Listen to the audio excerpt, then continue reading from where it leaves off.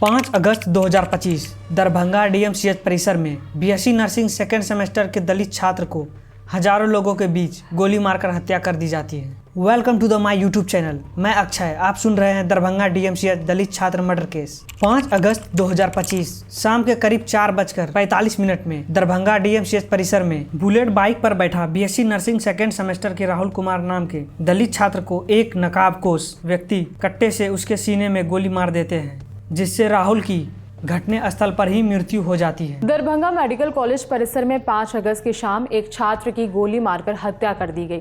वारदात को BMC nursing college के हॉस्टल गेट पर अंजाम दिया गया। मरने वाले शख्स की पहचान 24 साल के राहुल कुमार के।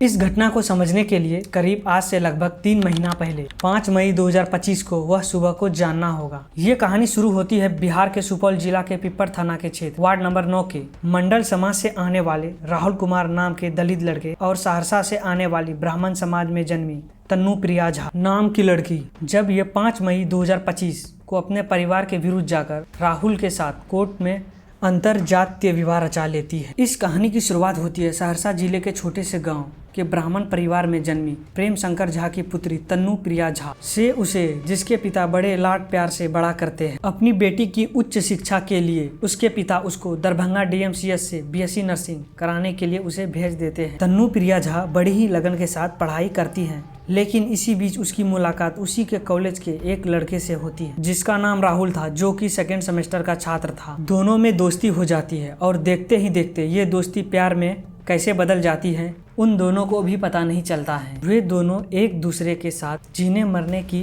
कसम खा चुके थे और एक दूसरे से शादी करना चाहते थे। तभी एक दिन 26 अप्रैल 2025 की एक सुबह राहुल अपनी बुलेट बाइक पर तन्नू झा को बैठा कर ले जा रहा। तभी उसी लड़की के पिता अपनी बेटी को किसी लड़के के बाइक पर बैठा देख घबरा जाते हैं और तुरंत ही नजदीकी पुलिस स्टेशन में अपनी पुत्री के किडनैपिंग की रिपोर्ट लिखवा देते हैं। शिकायत दर्ज होते ही पुलिस हरकत में आती है और लड़का लड़की दोनों को ही खोज निकालते हैं। पुलिस दोनों से पूछताछ करती है और पूछताछ के दौरान पता लगता है कि वे दोनों एक दूसरे से प्यार करते हैं और आपस में शादी करना चाहते हैं। लड़की की बात सुनकर लड़की के घर वाले तथा उनके पिता निःशब्द रह जाते हैं और अपनी पुत्री को समझाने की कोशिश करते हैं, लेकिन अब तक बहुत देर हो चुकी थी। वे दोनों बहुत ही आगे बढ़ चुके थे। इसके कुछ ही दिन बाद 5 मई 2025 को वे दोनों एक दूसरे के साथ शादी के बंधन में बन जाते हैं। जब ये बात लड़की के घर वाले और उनके पिता को पता चलती है तो उनके पैरों तले जमीन खिसक जाती है। आस पड़ोस समाज के लोग तरह तरह के बात बनाने लगते हैं,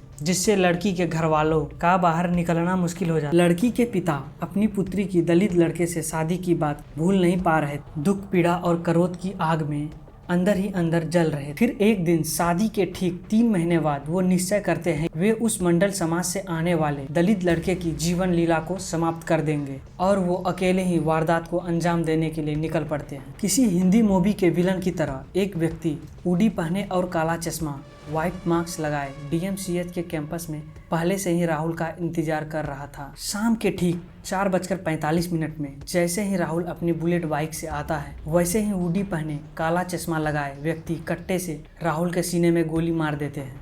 गोली लगते ही राहुल अपनी पत्नी तन्नू प्रिया झा का नाम लेते हुए उसकी तरफ दौड़ता है, जो महज उससे 50 कदम की दूरी पर थी। दोनों एक दूसरे के तरफ दौड़ते हैं। राहुल अपनी पत्नी तन्नू झा को गले लगाते ही उसी क्षण अपनी पत्नी की बाहों में दम तोड़ देते हैं। डीएमसीएच कैंपस में मौजूद छात्र उस कातिल को पकड़ लेते हैं और आक्रोशित छात्र उसे पीटते हुए इमरजेंसी वार्ड में ले जाता है। तन्नू प्रिया झा को बुलाकर जब उस कातिल की पहचान कराई जाती है तो वहां मौजूद तन्नू प्रिया झा सहित सभी छात्र निःशब्द रह जाते हैं। वे व्यक्ति और कोई नहीं तन्नू प्रिया झा का पिता था।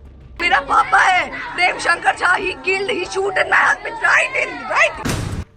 घटना की सूचना मिलते ही डीएम, एसपी, एसएसपी 6 अलग अलग रीजन के डीवाईएसपी सहित 12 थाने की पुलिस मौके पर पहुंच जाती है तथा पूरी डीएमसीएच को पुलिस छावनी में तब्दील कर देती है, जिसकी वजह से 7 बजे तक पूरे हॉस्पिटल का कार्य व्यवहार ठप पड़ जाता है। पुलिस की पूछताछ और तन्नू प्रिया झा के आरोपों के आधार पर घटना की मुख्य वजह अंतर जातीय विवाह है। तन्नू प्रिया झा ने इस घटना के लिए अपने परिवार सहित हॉस्पिटल प्रशासन पर जातिवाद और इसी तरह की घटनाओं को बढ़ावा देने का गंभीर आरोप लगाया। नाम लेते हुए हॉस्पिटल की प्रिंसिपल और कुछ अन्य छात्रों की मिलीभगत बताई गई है और कहा है कि अगर 1 महीने के भीतर उन्हें इंसाफ नहीं मिला तो वो खुद बदला लेगी और आत्महत्या कर लेगी। 1 मंथ के अंदर यदि सीबीआई इंक्वायरी नहीं बैठती है, यदि अच्छे से यदि उन लोगों को फांसी की सजा 1 मंथ के विद इन 1 मंथ नहीं होती है, चाहे फास्ट ट्रैक कोर्ट के थ्रू हो या किसी भी थ्रू, तो फिर मैं